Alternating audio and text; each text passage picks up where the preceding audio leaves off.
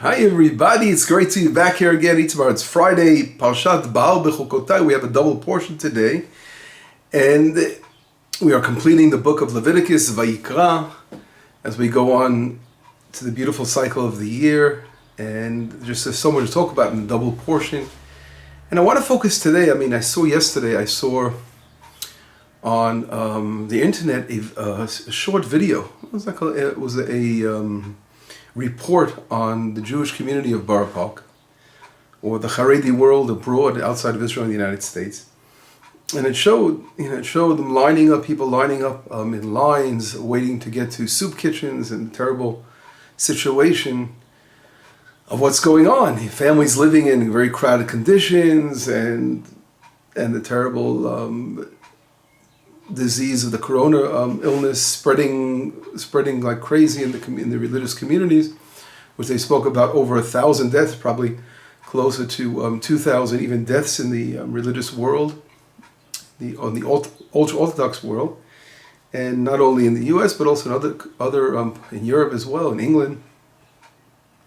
And the pain that I felt, of course, as someone living in the land of Israel, as a Jewish person who left in the United States and made Aliyah and moved to Israel, it's so painful to see that the leaders, and these were a group of Sadma Hasidim, we know, and unfortunately their viewpoints towards the state of Israel are totally out of the ballpark, as we say, using that expression. And unfortunately they view the state of Israel, modern state, as a secular state, and waiting around for Messiah to come and take them by eagle's wings to the land of Israel.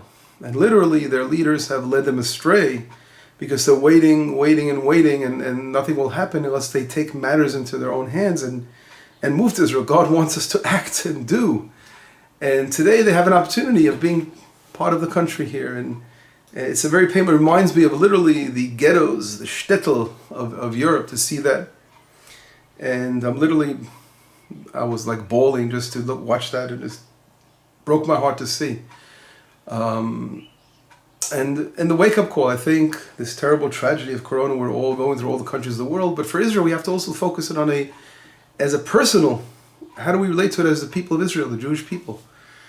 And our goal is to relate to events that God brings about the world, how it affects us as a nation of Israel, because we have a very special purpose as a nation, of being a light to the nations. And our purpose, we have to realize, it's a very unusual creation in the people of Israel. And the Jews should wake up and realize that Hashem is calling them back home. Obviously our heart goes out to all, to any nation in the world. There's no word to say the terrible suffering that people go through. But Israel has a country, and this is called the state of Israel. This is where the Jewish people must live. And when we're not living here, it affects literally the way things are run in the world. The world events are affected by that fact that Israel's not in the land. And we're going to see now, this Torah is based on and trying to see, and this is a very, very broad topic, a lot of information. I'll try to do it in a very, very shorthand way, concise way to bring some sources down, but the concept of the laws that apply to the land of Israel. The Torah, God gives us a beautiful Torah of so many laws, but there are many laws that are applicable only in the land of Israel, right? And not only are they applicable in the land of Israel, but they're also dependent upon Israel living in the land.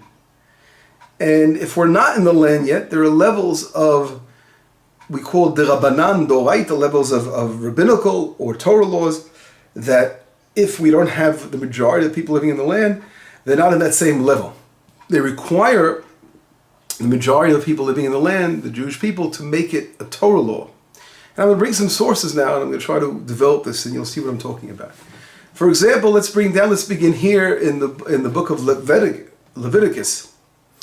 In this week's portion, Parashat Bahar, the opening verse. Let me try to, what do I have in the Bible? Here we go.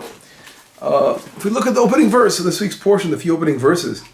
Vaydaber Hashem el Moshe Bahar Sinai Limor. God spoke to Moshe in Mount Sinai, saying, Daber el bnei Yisrael v'amart aleim. Speak to the children of Israel and say to them, Ki tavo el haaretz, when you come to the land of Israel, asher ani noten lechem, that I give you, V'shavta ha'aretz Shabbat Lashem, and the land will have to rest the sabbatical year we're talking about. So here the Torah is saying, Chitavo, when you will come to the land. And this expression, when you come to the land, is not just a poetical expression, the way the Torah is written, the prophecy, of course, everything here is from God, Moshe Rabbeinu, but it's much more than that. Every word means huge laws are based upon each word. And when it says you will come to the land, so we see that the land, the sabbatical year, fulfilling the sabbatical year, depends upon us being in the land of Israel. In other words, if all of Israel weren't in the land, it wouldn't be applicable at all. It applies when we are in the land of Israel. And I want to begin by bringing some other examples. We'll go through a few different examples in the Torah. We see that our coming as a nation to the land is what makes the law applicable. And if we look in the book of Exodus, let's start there in chapter 12. It says, Vayaki of Tovo, chapter 12, verse 25. Those who have your Bibles, 25 through 27. I just brought down some of the verses there. It says, Vayaki Tovo el Aretz asher Yitain Hashem lechem kasher diber. When you come to the land that God give you as He spoke to you. Ushmaltem et avodah hazot, and you will do this work. What work are they referring to? We'll see in a minute in verse number 26 and 27. Vaya ki yomu alechem b'nechem, when your children will say to you, Ma avodah hazot lechem, what is this work? What are you doing here? Work, of course, refers to bringing a sacrifice to the temple. Divine work, divine service. V'maltem, and you will say, Zevach Pesach, this is the Passover offering. Hu Lashem asher pasach el batei b'nei Yisrael b'Mitzrayim, that Hashem passed over the homes in Egypt, the Jewish homes, v'nokpo et Mitzrayim, when God plagued the Egyptians. V'et bateinu itzil, and He saved our homes. V'yikod ha'am v'yishtachavu, and the nation bowed down. So Rashi right away says, Vayaki tavo al aretz, behold, when you will come to the land. Tala katuv, Rashi says, we see here a teaching. Mitzvah zo b'viyatam la'aretz, this commandment of bringing the Paschal sacrifice is dependent upon our entering the land of Israel. V'lo nitchayevu b'midbar ela pesach achad, and therefore in the desert we see that Israel is only commanded to do one Pesach sacrifice the whole 40 years in the desert. And that's what when they did that Paschal sacrifice, when they brought it on the second year of leaving Egypt, which was the commandment of Hashem, that was a special commandment to bring that second Paschal sacrifice in the desert itself on the second year. But after that, for 40 years, there was no more Paschal sacrifices in the desert, because the law depended upon our coming as a nation of men, women, and children arriving in the land of Israel. When you arrive in the land of Israel, then it becomes an obligation of the people of Israel. That's one example. I shall go on now. In the book of Numbers, Vaydaber Hashem el Moshe Limo, Numbers 15, verse number 17 to 21. Vaydaber Hashem el Moshe Limo. God says to Moses, saying, Daber el bnei Yisrael v'amarta aleihem b'voachem el aretz asher ani mevi etchem shama. Speak to the children of Israel and say to them, when you come, b'voachem, when you come to the land of Israel, which I will bring you there, v'ya ba'acholchem milechem aretz, when you will eat from the bread of the land, tarimu truma l'Hashem, you will bring truma, which is a portion, the special tithing. It's not a truma is not a tithe, right? A tithe literally means 10%. Truma is what is given to the Kohen, which the custom is to give to a Kohen 1/50th, 1/40th, or 1/60th. There are different levels. We're not obligated how much we have to give to a Kohen. Only our rabbis say 1/50th, or 1/40th, or 1/60th. There are different levels of how much we're obligated by the rabbis how much to give to the Kohanim. But in reality, any little bit of truma to a priest is enough. So it says when you eat, but it's also that's called the truma. But there are different kinds of truma, and here it's referring to something called challah. And I'll read the next verse, number 20. We'll see what we're talking about. Reshit arisotechem, the first of your dough. When you prepare that dough, when you're kneading that dough, challah tarim truma. You're supposed to take that a little portion, the first out of the challah. Kitumat goren ken tarim bo'ota. Just the way you separate your truma to the kohen from the threshing floor. When you're giving a certain part of your truma, I said 140, 150, 160 to the kohen.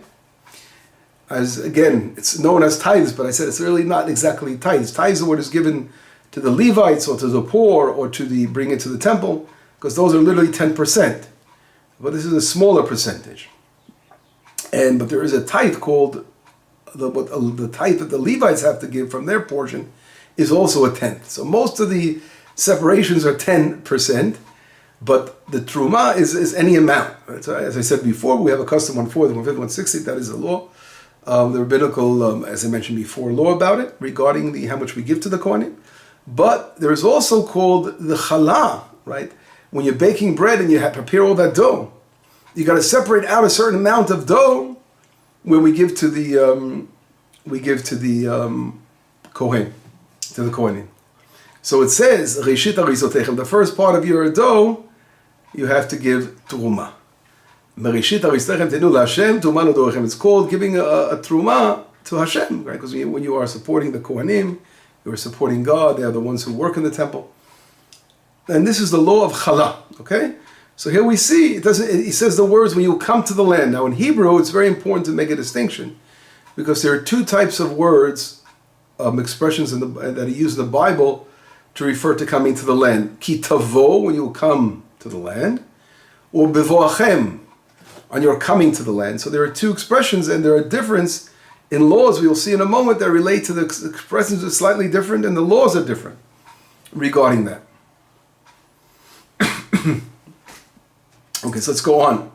If we look, and I want to bring down, regarding what I just said now, it says in the tractate of Ketubot, one of the Talmudic tractates, the expression used here when it refers to challah, separating out the special from the dough, a certain amount of truma to the kohen, it says like this. It says bevoachem el haaretz, right? When you're coming to the land, when you will come to the land, iboachem yochol mishnichnesu la shnayim u'shlosha miraglim. So the Gemara says, could it be that coming to the land means when you have 2 or 3 spies coming to the land, does it already obligate you to bring the tithes, to separate out the truma, the dough for the bread, the challah? So, in other words, if a small amount of people, small amount of Jews came to Israel, you can talk about going back before Israel was under our sovereignty, the Jewish sovereignty, when it was under the Turkish rule, or go back throughout the Middle Ages under the rule of different, the Crusades. Israel went through a lot of different hands way back under the rooms of the Romans, and beforehand with the Greeks were, autonomy, but Israel was still there. But it went through a lot of different rules. Go back to even, we can go all the way back throughout history and follow the historical facts about the different countries, the Mamlukim, right? All the different groups that came through the land. So at that time, there were Jewish people living in the land of Israel. So the question is, were they obligated to bring challah to the priests, to the Kohanim, because they're Jews living in the land of Israel, but the land is in control by non-Jews at that time. So here we see an important yisod, important foundation. The Talmud says in Ketubot, you could say, okay, maybe just a small amount of individuals coming to the land will obligate us challah. Talmud lomar bevoachem, therefore says, when you are coming, biviyat kulchem amalti. So God says, I'm talking about when you're all there, when you're all coming to the land. V'lo b'viyat miktzatchem, but not when small groups are coming. In other words, this is a very, very important learning out here from the law which applies to the land of challah, is that when the Jewish people come as individuals to the land of Israel, when Israel is not in Jewish sovereignty, in the hands of the Jewish people, a Jewish government, so again, the obligation of challah is not applicable, because you all have to be here. Not just small amounts. Later we're going to discuss a little bit more detail. What does it mean we all have to be here? How many of us? That's another important question. So this is a very important comment that I should make, is that in Judaism we're extremely detailed in law. And a lot of people, of course, they poke fun of Israel, the rabbinical laws, the Torah laws. They're reading the Bible in a freehand, a freestyle way, whatever the Bible tells them. This is the way to do it. They begin to do the law the way they feel that's the way it should be done.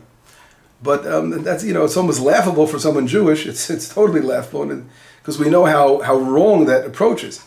Because we know that God is exact, and we know that the oral law, the beauty of Torah is the way we apply it, and it's applicable.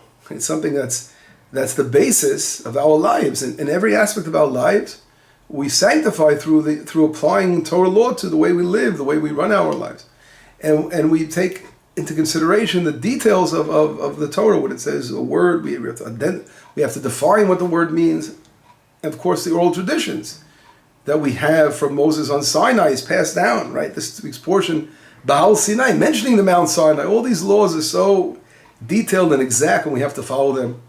And we see how the rabbis don't take anything light, and there's also a lot of discussions.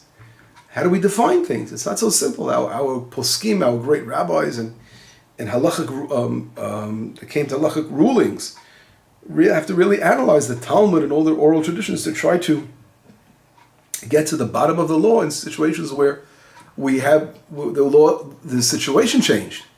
And we have to know, how do we do it today? What's going on today? Right? The law situation is coming back to what it was in the past, but when do we say we're back there again? So all these things are very complicated. You have to be a great scholar to know the entire Torah. You have to really encompass huge areas of Torah to really be able to make a proper decision. Those who just learn one little source and they try to decipher a halachic issue from one source, of course, are again making a great mistake, and they can't from one source. They have to really know the huge volumes of sources to be able to bring them together and to apply the law in every instance. So it's very important to make that comment as we continue here. So Rashi explains right away, as I mentioned, with the laws of Chala. Rashi says, "Bevoachem el haaretz," when you come to the land, Rashi says, "Mishunam biyazom mikol biyot shebetorah." This coming to the land, in reference to Chala, in regarding separating the Truma to the Kohen from the Chala, right, the dough, shebekula nemar kitavo. Kitavo. All the other expressions that Rashi says when it talks about coming to the land, it says the expression in Hebrew, kitavo, that's called the command, right? Kitavo, when you come to the land. Lefichach kulan lemidot zo mizo. Therefore, we make a comparison to one another. And therefore,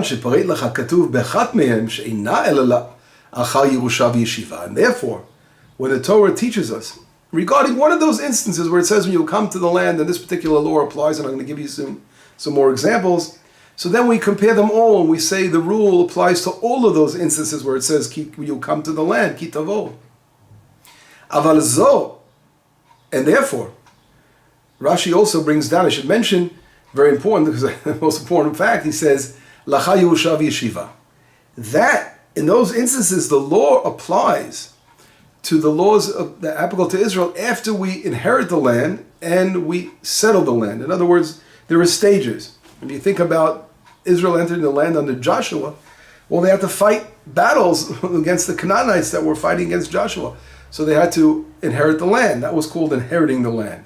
And once the battles, which took 7 years, there was another 7 years in dividing the land to the different tribes. So only when we had 7 years of recapturing the land of Israel, now we're inheriting the land, fighting against our battles, and then able to divide the land up to the tribes, the 12 different tribes, then are those laws applicable. And that's what we learn out in most cases. So in most cases, when Joshua entered the land of Israel, most of the laws that apply to the land didn't apply yet. Only when they finished dividing the land to all the tribes, and everyone was sitting in their portion of land, Reuven and the tribe of Reuven, and Gad, and Asher, and Ephraim, and of course Judah and Benjamin, we all know those tribes. And when all the tribes were in their portions, their inheritances, then the laws were applicable. So Rashi goes on to say, "Aval zo ne'emar ba bevoachem." But when it comes to Chala, what does it say? When you will come, a different expression. It doesn't talk about it in kitavo. It's like when you're talking directly, commanding you. but it's quote bivoachem, on your coming. It's a different grammatical form. So that form is used regarding chala. So Rashi says right away, of course it's all based on Midrashim, it's based on the Talmud and our oral teachings. Rashi just summarized in a small sentence. So Rashi says, Mishnichnesu ba, when Israel entered the land of Israel, V'achlu milachma nitchayvu b'chala. So here there's something very special. Why did the Torah change the language regarding coming to the land, regarding chala, giving the truma of the chala bread, the dough? To show that here it's different. Here, the minute Joshua entered the land of Israel with Israel, all the people of Israel, they didn't have to wait 14 years before this law was applicable. But immediately, upon arriving in the land, the minute that they ate bread, they had to separate out the special portion to the Kohanim, the challah bread. So that's why the thing was changed. We see that exactness of the language here. I'm going to bring you a couple of other examples. We read in Leviticus, we just read, Ki tovo el eretz Canaan asher ani noten lechem lachuzah. When you come to the land of Israel, as I give you as inheritance, v'natati nega tzarat beveit eretz achuzatchem. I will give you the laws that apply to leprosy in the homes. And right away it says, when you come to the land.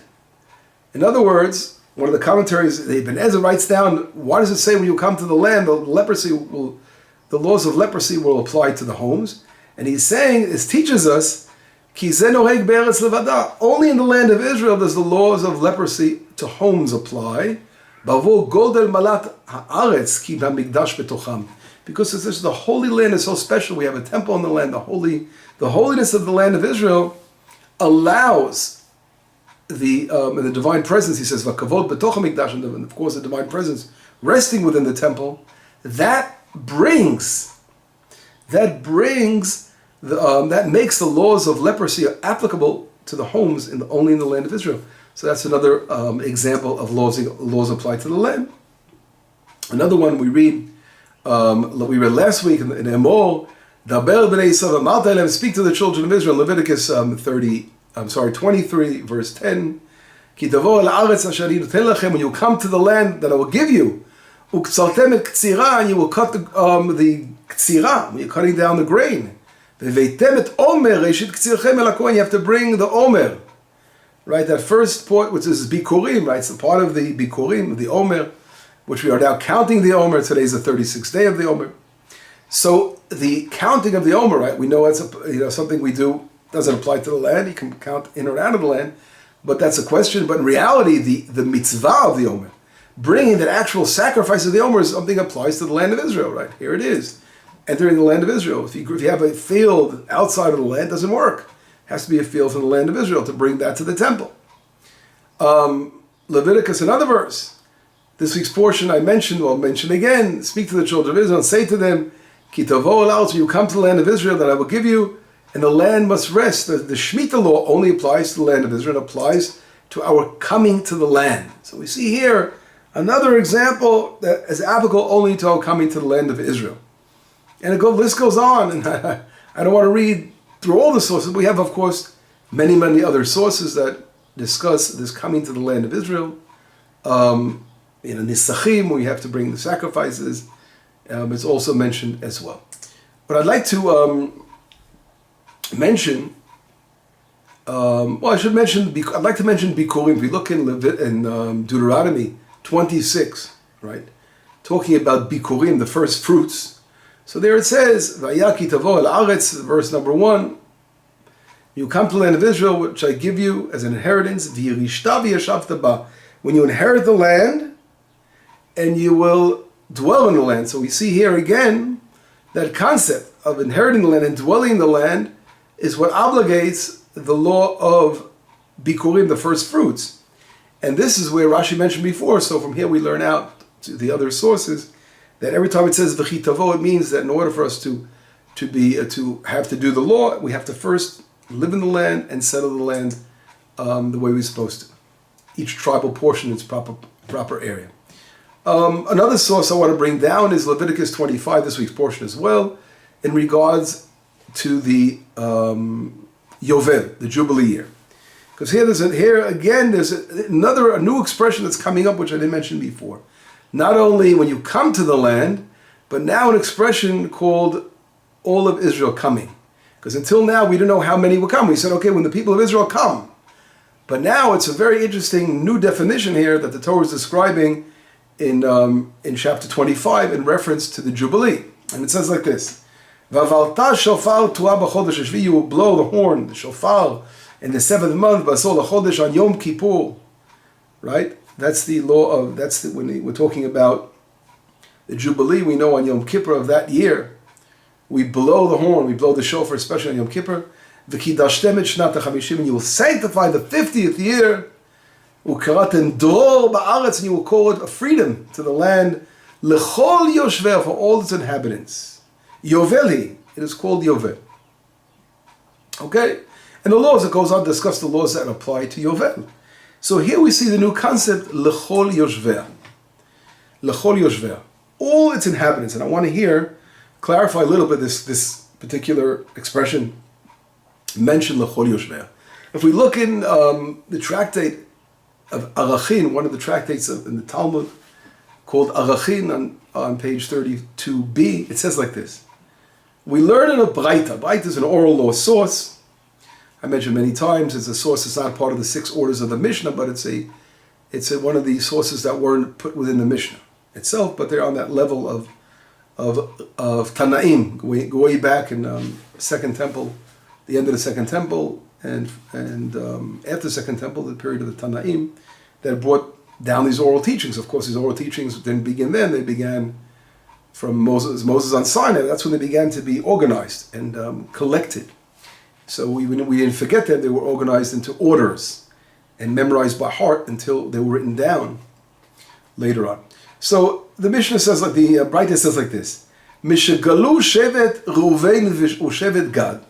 When the tribe of Ruvain and Gad, the Chatzi Shevet Menashe, and half of the tribe of Menashe, when they were exiled, batlu yovelot.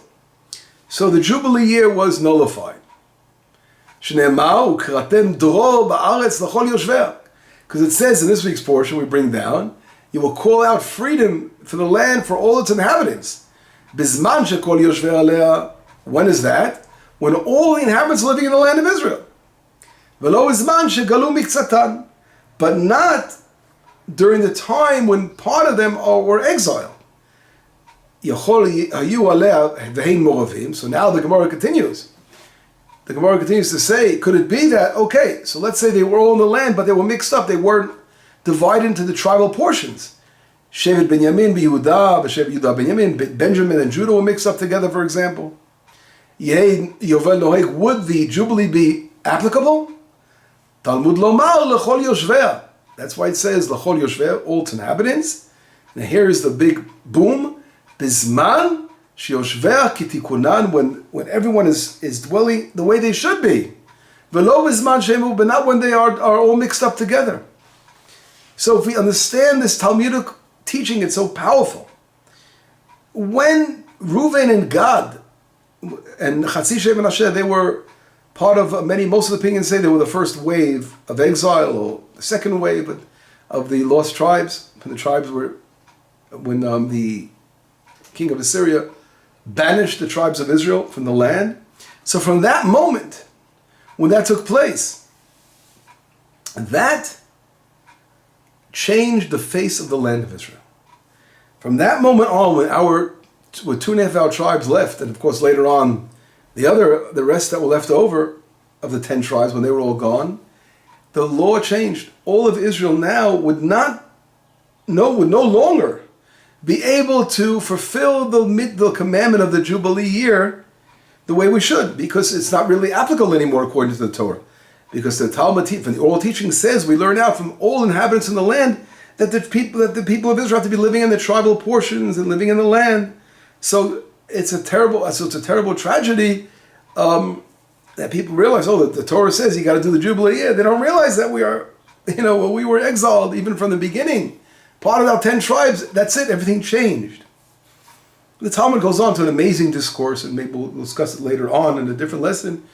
During the Second Temple, Jeremiah, before the destruction, we know Jeremiah, before the destruction of the Second Temple, brings back some of the lost tribes. And the question was, that the Talmud learns out that they did again the Jubilee then. And there are opinions that say that he brought back for a short time, they went back again. But that's another getting more detail, which I don't want to go there right now, but it's much more detailed. And again, Torah is like a endless sea. But the basic understanding, what you understand is what changed. When Israel, the facts are facts. When they were exiled from the land, that's it. It was no longer applicable to the laws of Jubilee. And I'm going to go on to show that the law, what our custom today, and I'll read right here the words of the Nachmanides. Nachmanides wrote a book called B'Sefer Zchut. He wrote a book that's not so well known, that he tried to, one of the great rabbis called Rabbi Isaac El-Fassi, the Rif, and on the tractate of Gittin, one of the tractates of the Talmud. So the Ramban defends the Rif, the great giant of Torah, and he brings down in that book called Sefer Zchut, he brings down like this, and I want to quote his words. He says, Davar barur mefurashu. It's very, very clear. She'ein yovel noheg ele b'zman shekol yoshvei aleh. That the Jubilee year does not apply only when all of Israel is living in the land. Vafilu hayu aleh. But even if they were living in the land. Ela shiyu moravim shevet Yehuda Binyamin miyam Yehuda. But if they were mixed up, just like the Talmud says, ein yovel noheg. The Jubilee doesn't apply. The Chisalik Ezra lav kol Yisrael salik. When Ezra and the Nehemiah came back to the land, they didn't come back, everybody. El Shevet Yehuda uVinyamin v'Kohanim v'Levi. Only Judah and Benjamin and the Levites and the Kohanim that were exalted to Babylon, right? We're not talking about the 10 tribes. As it says many places, he says. V'lo nitchalka ha'aretz l'shvatim. And Israel wasn't divided into the tribes anymore. They were all mixed up. Yeshu b'ktzat krachim shekavshu olei Bavel. They were sitting in some of the cities that they captured in times of Ezra and Nehemiah. U'mezen nilmad shelo nahag yovel b'bayit sheni. So here we see that the yovel did not apply in the Second Temple period.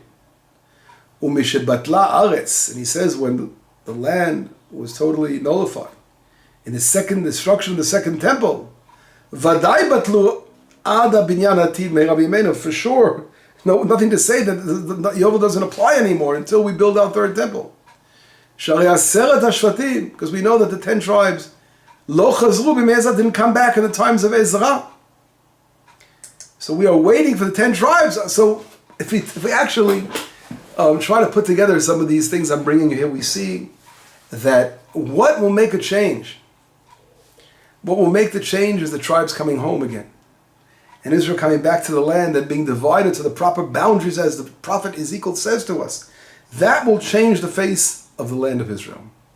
The Rambam, Maimonides, brings down, I just want to show a couple of his laws, because he's known as the Posek, one of the greatest halachic rabbis of rulings, that he summarizes rulings, and he says here, in the laws of Bikurim, Ein chayvim b'chalam min ha-Torah, ela be'eretz Yisrael. The law of challah doesn't apply, of separating out the dough, only the land of Israel.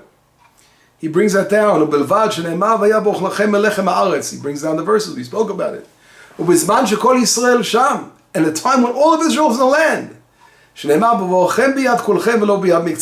not enough to come some of us, but we all have to be there. Because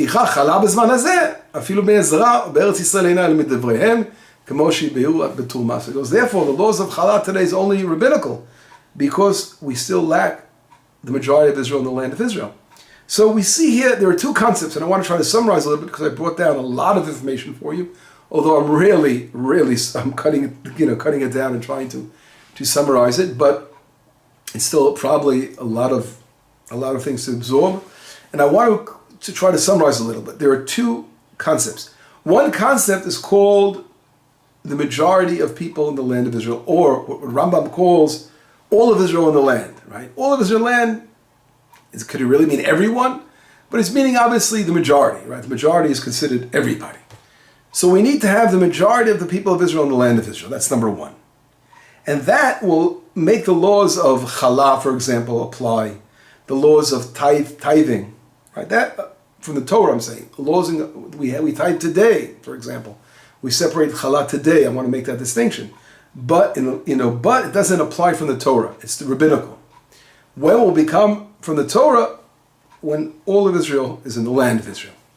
So that concept means we need the majority of Israel in the land. But there's something very unique, another concept regarding the Jubilee and the sabbatical year, because they go together, and that is when Israel is separated to its tribes, and everyone is living in their tribal portion. And that will make the sabbatical year, according to Rambam, who compares totally compared to the Jubilee year, that will make that totally from the Torah. So we think about that. For the laws to reach the status of a total law, and we're filling the law on a much higher degree, we need to have the majority, we need to have not only the majority of Israel living in the land of Israel, but to divide the land up to its tribal portions. And today, we can say, okay, in Israel today we have about 9 million, 8 million Jews, and with the majority of the Jews in the world, we have, let's say today, 14 million Jews in the world, living in Israel for 9 million or 8 million Jews. We're definitely a majority of Jews. But here is a major problem. We know that in Spain and Portugal and places in the world, there were throughout history in Europe, and we know that there was a group called the Anusim. The Anusim are the Jews that were forced to convert to Christianity. But they were, in reality, Jews, right? A Jewish person, when a person is Jewish and he converts to another religion, he's not going to change the fact that he's Jewish. Judaism is define who your mother was. If your mother was Jewish, you are Jewish born. It doesn't make a difference if you were practicing another religion your whole life. You are born from a Jewish mother, you are Jewish, even if your father is not Jewish. And therefore, all those Anusim, right, those who, again, the Maranos, mentioned. So they're all, amongst that large group, and I didn't check the numbers, but there are probably 10%. We take today in Spain and Portugal. I heard I think Rav Malamed brings it down, or I saw one I brought down that 30 million out of 30 million. You can talk about Moranos in the world, or maybe more. I'm talking about how many there are, but man, we have at least 10% are Jewish. Anyway, the number. Think about it. The numbers. I mean, again, let me try to explain this a little bit more. Because if the Marano, for example, they were a mother, the women, they were, of course, they're the ones who decided if the child is Jewish. So, of course, they had girls and boys, right? So if that boy went ahead and married someone non-Jewish already, so that child wouldn't be Jewish. But if the girl went ahead and married someone non-Jewish, that child would be Jewish, and she had daughters. Their daughters would continue to remain Jewish throughout the ages.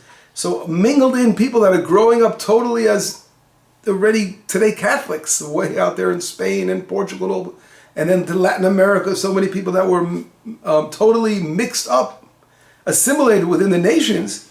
But in reality, there's large numbers of Jews within that group today that never lost their Judaism because the mother has always been Jewish. There are Jews there too. It would be strange to say they don't have to come back, right? They should also come back. This is what I saw in Rav Malamed. He brings down this source that some people say that yes, the majority of those who are coming back includes all those Moranas and all those that are 100% sure that they come from Jewish lines, and we know that they are Jewish from their mothers. That's one group. And the other thing is, how about the 10 tribes? Obviously, we know that the majority, let's say today, all the tribes we know, it's another interesting topic in itself. What happens if they're totally assimilated and mingled in and they're, again, assimilated? So, obviously we have an issue. How do we get those tribes back here? But our rabbis rule that the 10 tribes are coming back to the land. We know this from the Talmud talks about the 10 tribes coming home. And this is what I'm doing a lot of research. I'm involved in 10 tribes. I teach people from the original 10 tribes that are coming from Muslim countries. This issue of the 10 tribes is what's going on today. We realize that there are large groups that in reality, many of them are maintain that connection because just like the Maranos with their mothers, they have the same, and even more so because they were amongst themselves. They were living amongst themselves. So the whole regarding Ethiopian Jews that came back, and the ruling was that they're 100% Jewish, and regarding other Jewish groups today, that question will come up. But in reality, we know that we need the tribe. We have to work so hard to bring back representatives of the tribes to come back to the land in order for us to be able to say, okay, now we have not only the majority of Jews, but also we need tribal representation for each of those areas in order to make the Jubilee to make that law come about again. So these are very complicated issues. And therefore the work we do today to try to reach out and bring back, we're changing the face of the land, literally changing the face of the law, because the more the law reaches a higher level law, then we're bringing the redemption much closer. The redemption is coming closer. We have to work that redemption into place by bringing about these changes that I'm talking about. So that's I hope this concept was clear. So therefore, to summarize, today we are in a situation in Israel that no, we're not the majority yet, because there are a lot of Jews out there that are not yet back, and there are more so all the tribes, the 10 tribes of Ming, we know that are in Pakistan, Afghanistan, India, China. There are 10 tribes within those areas in the east that are still maintaining the Pashtuns, that they're still maintaining Jewish customs in certain ways, although they live as Muslims. So their groups are large groups. The other 10 people, the 10 tribes, which many mingled in Europe and all the places in the world, they're really totally lost, mingled somewhere inside. And therefore it'll be very, very difficult to know where they're coming from today. But I think the sparks that are awakening in people, and they want to come back, and they're returning, and they want to study the Judaism, we see it happening, and that's part of the process, that the redemption process is going on. I should mention another opinion, a very important opinion of Rabbeinu Tam. And he says something fascinating. He says that in reality, we don't have to bring back how can we imagine bringing back all these people that have assimilated? But he's saying as long as we have representation of the 10 tribes, we bring back at least from each tribe a representation of them, and we can get them and settle in their area of land, that would be enough to make the Jubilee from the Torah ready, to put that forward. So some for sure, we know, unfortunately, are lost, assimilated totally and lost. But he's saying at least if we can bring back some of those representatives of each tribe, that would make a huge difference. Rabbeinu Tam was one of the great rabbis of the Middle Ages, and that was his opinion. But most opinions say no, we have to bring back not enough representation, but we got to bring back a nice majority of those tribes that are lost. So if we find out where they're from, we have to bring them back to the land and settle them in where they belong. And we know that Ezekiel the prophet, for the third temple, rearranged the location of where they're going to live, these tribes. So the whole trial portion of each of us has changed, which we're going to have to also, some of us will have to move, I guess. And we find out what tribe we're from, we're going to make some changes of relocation, or we can agree that we'll be allowed to stay where we are, but make an agreement for most of the part, the tribe will have to be where it belongs. Doesn't mean individuals, can't move around, right? So this is very interesting. See, a lot of times you're learning something theoretically. Okay, theoretical law, the Jubilee, this is a law, the 50 years, we have to celebrate. But when you go down to, Torah goes down to the little, nitty-gritty details of intricate details, and therefore things become totally, practical. You have to get so practical here to be able to apply them and realize we have to work out each detail. Wait a second. What does it mean majority? Is it all? There are other opinions that say majority of Israel is if we have already 600,000 Jews living in the land of Israel, which we had with formation of the state of Israel, that would already be considered a majority of Jews. So there are opinions like that also, that we have to reconsider our laws regarding our tithes, that they may already be Torah, already on that level. We may have reached that level for the Torah laws already regarding the tithes, but not for the Jubilee. The Jubilee is very unique in the sabbatical year, that for most opinions it applies again to the division of the tribal portions. So this, what I'm mentioning here in a very, very quick, brief understanding, is what a big chunk of our portion talks about. All the laws that are mentioned about, the properties and going back in the walled cities, and the sabbatical and the Jubilee, all these are laws that apply to the land of Israel. All these apply to the land. And I'd like to end with, if we think about it, it's a double portion this week, Bichukotay as well, where we read about the terrible curses. Exile is a curse, that's what I opened up with. Exile is a curse for Israel, right? For the nations of the world, no, each nation has a place, just like Israel has a place for its own in the land. Each nation has a purpose and a place in their land. But Israel, outside, there's no greater disgrace of the name of Hashem, of God's name, When a non-Jew looks at a Jew in abroad and says, what is he doing out here? Why isn't he home where God told him to be? So that's a very, very painful thing, and it's a process. It takes time until people realize and get the wake-up call. But now is a wake-up call again. God is saying to the Jewish people, for you, it's a wake-up call. And if we see in this portion of the Bichukotay, the large volumes of the different levels of curses which refer to the exile. And not only that, if we come to the end of it, it's the land has to atone for the sins because it talks about when the land atones, the land cleanses itself for all the sabbatical years that weren't kept the way they should be kept. And I think it's like we have in Judaism we have a concept called measure for measure, and we see here that though the fact that we're outside the land, right? The land needs Israel, and Israel needs the land. We work together. We can't. The law of the sabbatical can't apply. It's cleansing itself. It doesn't apply when we're not in the land. But the fact that is also hinting the Torah that Israel did not fulfill properly sabbatical year.